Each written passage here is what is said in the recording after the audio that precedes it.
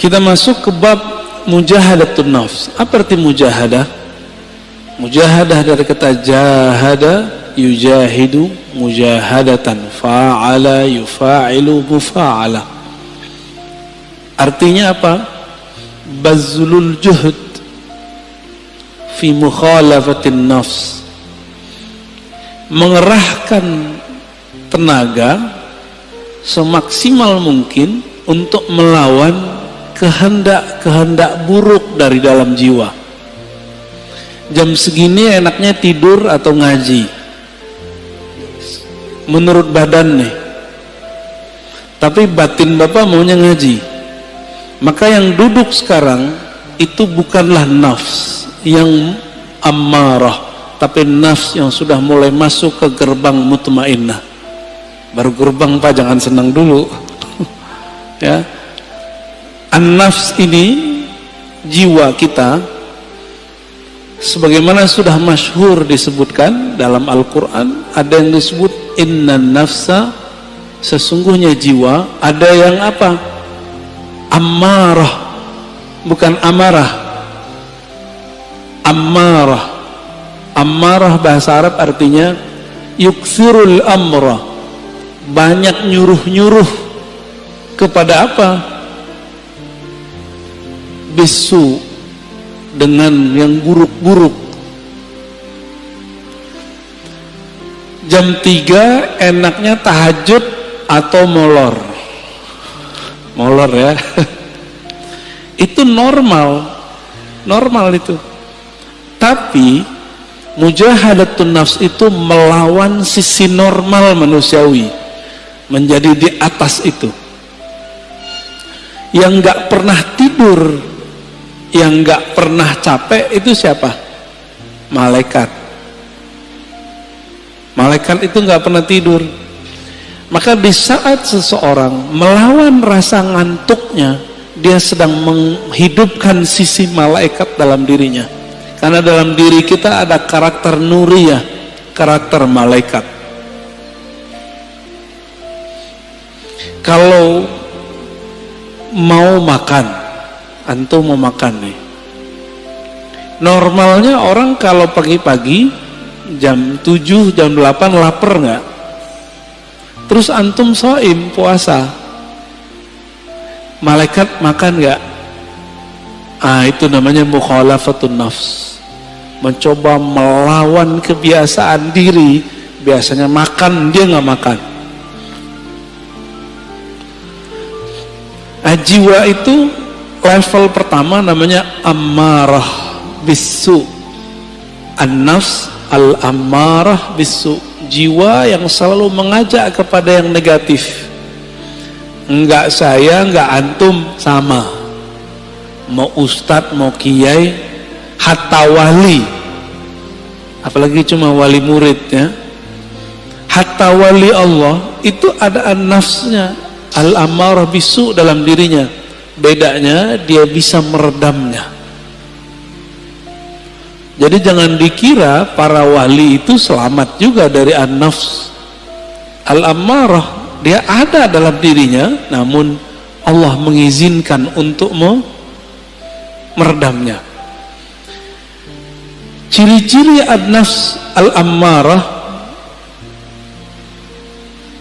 ide-idenya untuk berbuat yang rendahan itu lebih banyak daripada yang tinggi, yang bernilai. Keinginannya untuk berbuat yang buruk lebih banyak daripada keinginannya melakukan kebaikan.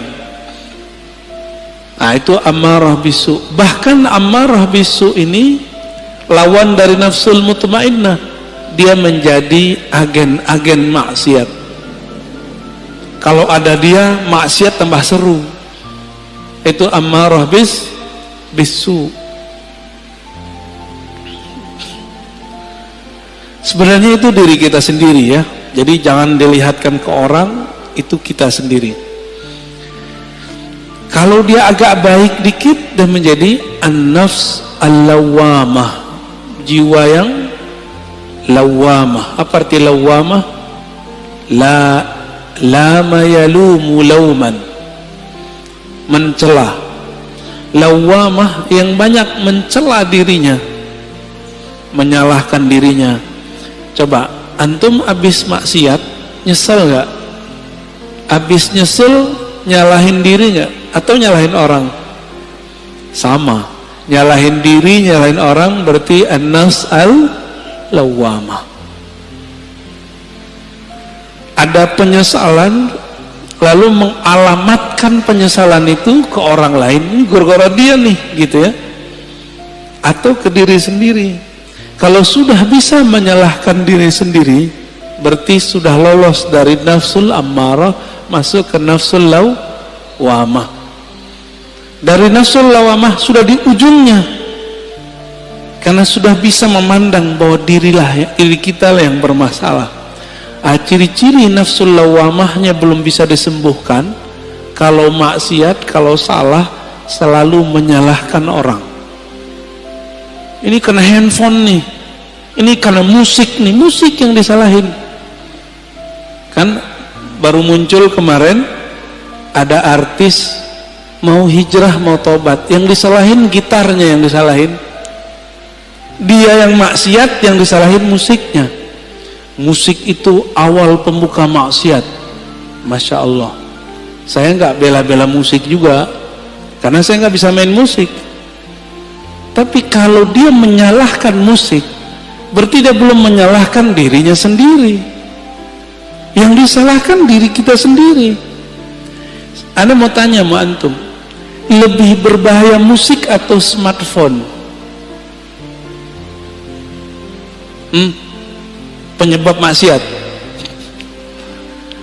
Lebih banyak maksiat yang ada di smartphone yang antum pegang itu atau musik? Cuma karena musik banyak lawan jenis yang suka sama dia, lalu dia tergoda, yang dia salahkan musiknya. Ada kok orang main musik gak tergoda, malah gak laku-laku juga ada. Jadi gagal karena belajar tazkiyatun nafsnya tidak benar. Belajar tazkiyatun nafsnya ala hawa nafsu yang baru. Jadi belajar tasawufnya tidak dengan cara ulama ahli tasawuf, tapi dengan cara ulama yang mengharamkan tasawuf. Akhirnya begitu jadinya. Ya, terjadilah yang antum tonton beberapa bulan ini. Rame nggak? Rame, ya. Berarti ada yang masalah dalam dirinya, ada masalah dalam gurunya, karena tidak bisa mengarahkan. Jika engkau ingin menyalahkan orang, salahkan diri sendiri. Kita kalau maksiat nggak usah salahkan orang, kita yang masalah. Baik. Nafs berikut apa? Udah lawamah, naik ke mulhamah, fa'alhamaha fujuraha wa taqwaha. Setelah Allah menyempurnakan jiwa, maka Allah mengilhamkan kepada jiwa bahwa di dalam dirimu, hai jiwa, ada fujur dan takwa. Ini banyak yang salah terjemah ayat, dikira Allah lah yang membisikkan kepada jiwa keburukan dan kebaikan. Bukan. Coba perhatikan ayatnya, fa'alhamaha fujuraha. Lalu Allah mengilhamkan, memberitahukan kepada jiwa sifat buruknya ini loh, dan takwaha, sifat baik kamu ini.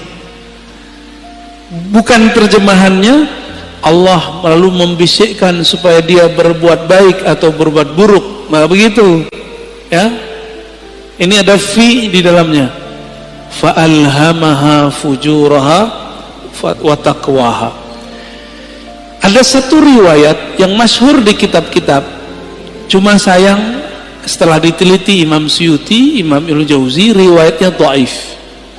Tapi maknanya sahih, sesuai dengan ayat-ayat ini, bahwa dahulu kala awal Allah menciptakan nafs jiwa.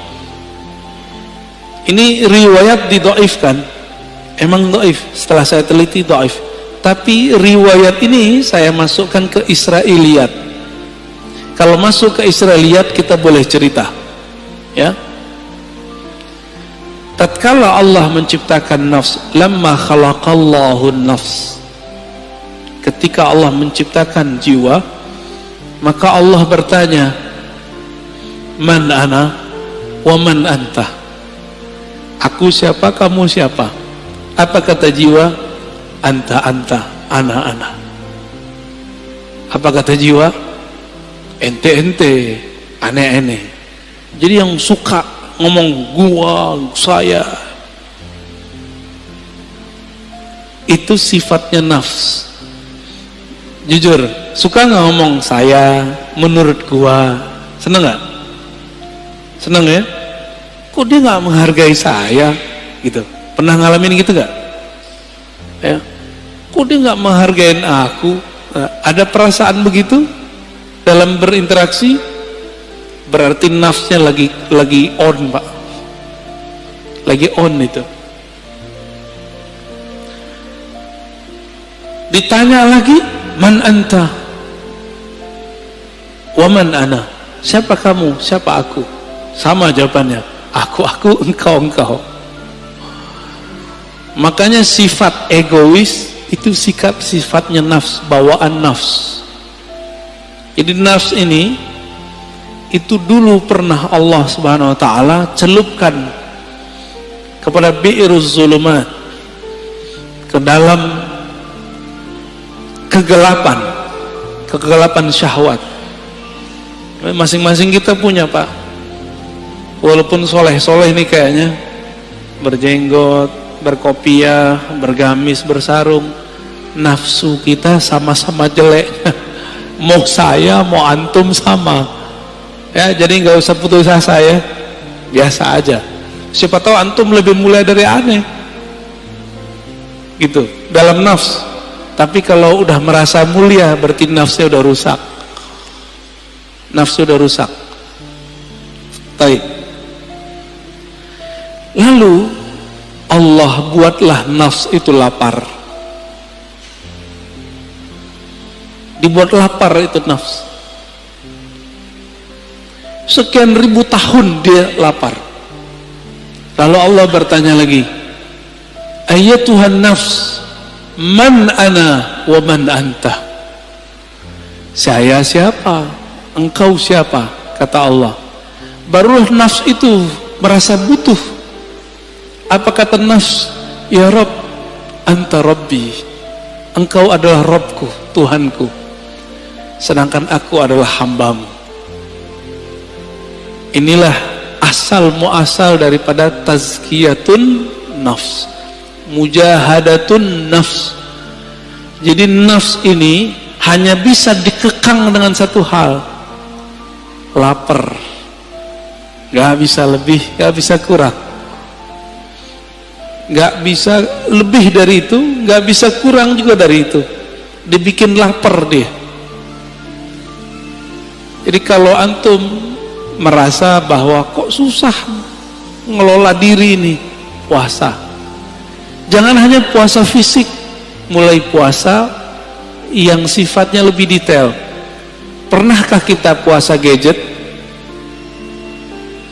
Pernahkah kita puasa ngomong yang buruk-buruk? Jangan puasa ngomong gak ngomong sama sekali. Puasa tidak ngomongin orang, bisa gak? Pernahkah kita puasa tidak memikirkan dunia? Syekh Abdullah Faiz Ad-Dagestani An-Naqsyabandi itu kalau beliau terpikir dunia, beliau tobat mandi wajib, mandi tobat. Ada orang begitu, Pak. Kalau kita baru bangun tidur ingat dunia nggak? Nyari handphone, bener. Antum bangun tidur gak nyebut nama Allah, Allah cemburu. Untung masih dikasih nyawa bangun subuh. Alhamdulillahirabbil alamin. Baik. Itu an-nafs al-mulhamah. Allah ngasih tahu kepada jiwa, di dalamnya ada fujur, kekejian, kehinaan, syahwat yang meledak-meledak, dan juga ada taqwaha, ada nilai baiknya. Maka sampai nanti, sampai kita mati, ini gak akan selesai. Walaupun sudah naik jadi nafsu mutmainnah. Maka jangan pernah merasa aman dari diri kita. Saya nggak pernah merasa diri saya aman. Apalagi udah sok-sok suci, doain orang lupa doain diri sendiri. Aku doakan kalian husnul khotimah, dia lupa sama dirinya sendiri. Baru tobat dari musik, udah sok menggurui orang lain. Dia belum tobat daripada egonya. Baru hijrah beberapa bulan udah berani menggurui orang lain, lupa menggurui dirinya. Lalu melihat orang lain yang melakukan hal masa lalu dia dengan pandangan hina. Kita agak sedih dengan orang-orang begini, ya. Sedih dengan diri kita sendiri. Kok kita mau juga nonton orang begitu, ya. Baik. Inilah gerbang mulhamah. Jika dia sudah mengenal sisi buruknya dan juga mengenal sisi baiknya, kira-kira kalau orang berakal ngikutin yang mana? Karena dia sudah tahu di dalam dirinya ada sisi buruk, dia tidak menyesali putus asa kalau terjebak pada maksiat. Emang dari sononya udah begitu. Fa'alhamaha fujuraha wa taqwaha. Memang karakternya nafs ini begitu. Dia mengikuti yang rendah-rendah, fujur. Ada yang halal, maunya yang haram. Emang begitu kita. Maka Bapak Saudara makan Allah, kalau kita sudah tahu, coba lihat filosofinya. Kenapa Allah tidak pertama kali mengatakan fa'alhamaha taqwaha wa fujuraha, tapi yang dimulai apa?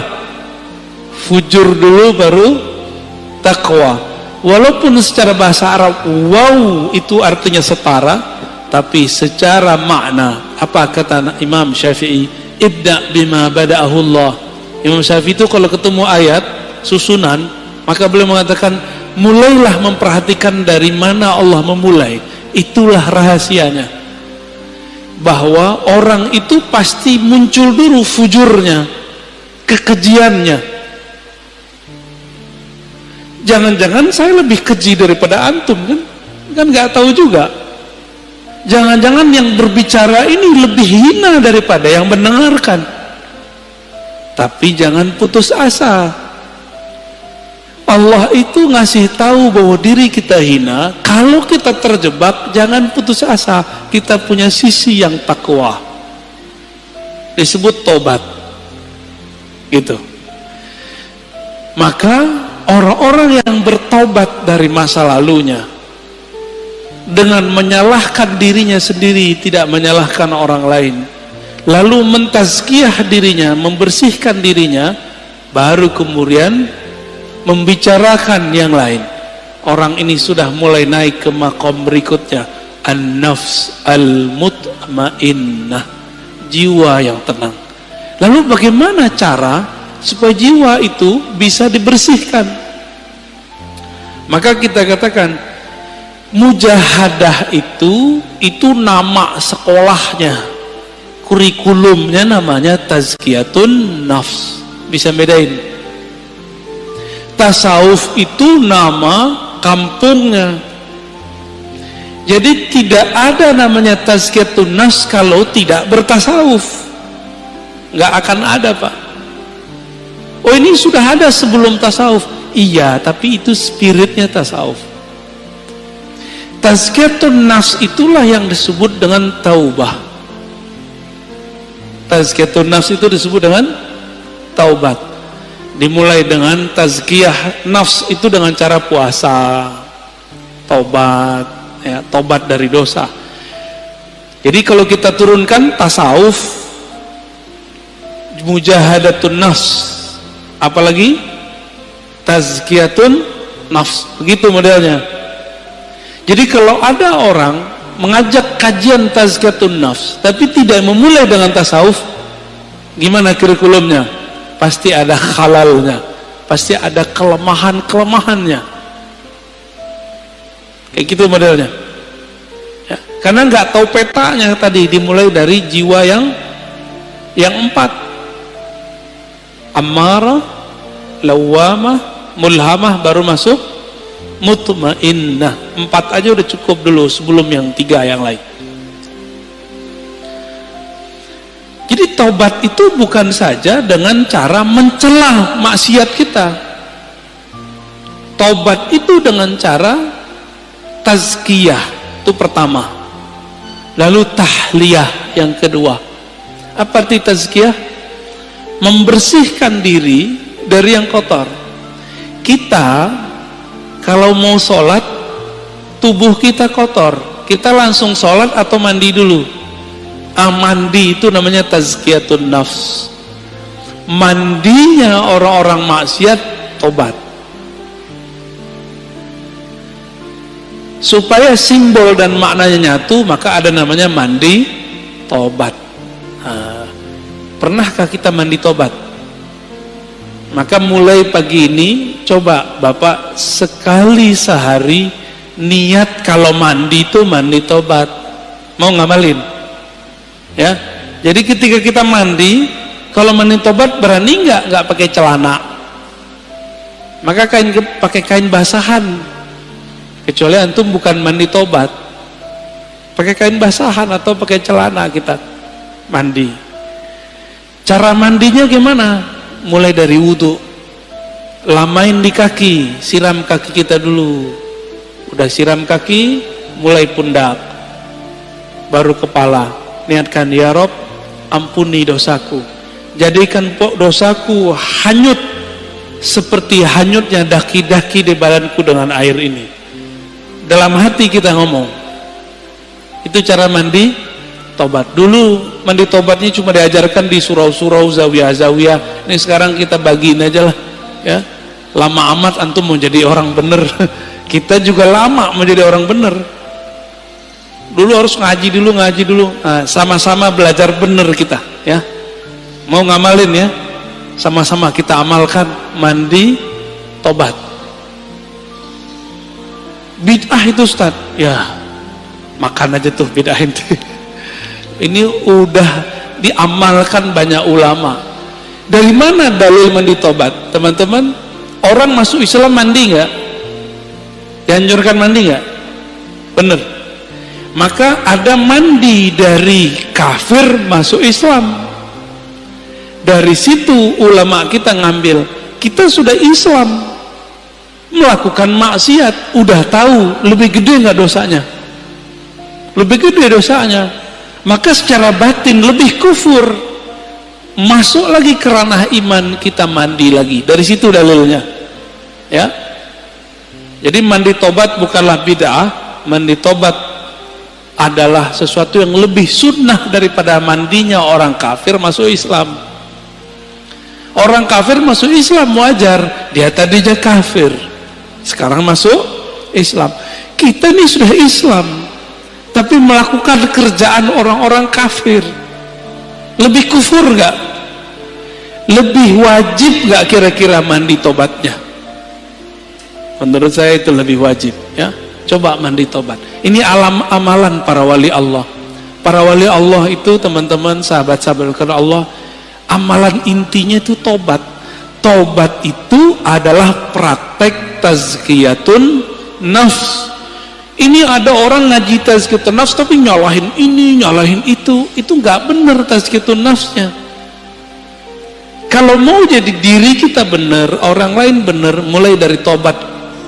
Tobat itu isinya apa? Muhasabatun nafs wa nadmuha. Menghitung-hitung kesalahan diri lalu menyesalinya. Maka Nabi berkata, an-nadamu taubah. Hadis sahih. Yang disebut taubat itu kamu menyesali. Bagaimana mungkin menyesalinya kalau tidak pernah menghitung kesalahan diri sendiri? Pernah nggak ngitung kesalahan kita? Yang ada kita ngitung kesalahan orang, kesalahan gitar, kesalahan musik lagi yang disalahin, orang teman lagi yang disalahin. Itu di luar nggak ada. minum khamar itu tua, kalau nggak diminum nggak masalah kan? Masalahnya antum minum itu aja. Baik. Tasawuf dalamnya apa? Mujahadatun nafs. Dalamnya lagi apa? Tazkiyatun nafs. Inti tazkiyatun nafs apa? Taubat. Ciri-ciri orang tobat, dia suka mencari kesalahan dirinya sendiri, bukan kesalahan orang lain, apalagi kesalahan kelompok lain. Paham? Apalagi kesalahan thariqat lain, manhaj lain. Kalau di dunia kerja, ciri-ciri orang yang sudah tobat, pribadi tobat, dia kalau ada kesalahan dalam pekerjaan tim tidak suka menyalahkan kawannya, tapi dia suka menyalahkan dirinya sendiri. Makanya kemudian prinsip-prinsip agama ini sudah menjadi sistem dalam perusahaan-perusahaan. Ada namanya report, benar. Report, laporan harian, laporan mingguan, laporan bulanan, laporan tahunan, benar. Itu namanya muhasabah. Jika orang-orang sekarang bekerja untuk dunia pakai prinsip tobat, kenapa untuk akhirat tidak menggunakan prinsip tobat? Jika ada perusahaan tidak menggunakan sistem report, kira-kira dia punya kemajuan nggak masa depan? Nggak ketahuan dia maju. Dia ngerasa maju tapi nggak maju-maju. Samalah kira-kira begitu. Jika seorang jiwa, suatu kelompok sibuknya dengan kesalahan orang, tidak sibuk dengan kesalahan diri sendiri, spiritualnya gak naik-naik. Ya, jumlah orangnya bisa tambah banyak, tapi jiwa mereka tidak berkualitas. Di dalam Al-Quran Allah berfirman, wajahidu fillahi haqqa jihadih, dan berjihadlah, bermujahadalah, ya. Mujahidu artinya bermujahadahlah fillah. Jadi ada dua, jihad itu fi sabilillah, sedangkan mujahadah fillah. Bisa bedain? Jihad di jalan Allah, kita sedang memperjuangkan agama Allah, itu jihad fi sabilillah. Tapi kalau kita sedang melawan diri sendiri, itu namanya jihad fillah. Jihad mengalahkan diri, memenangkan Allah, itu namanya surat Al-Hajj ayat 78. Ini dalilnya kita.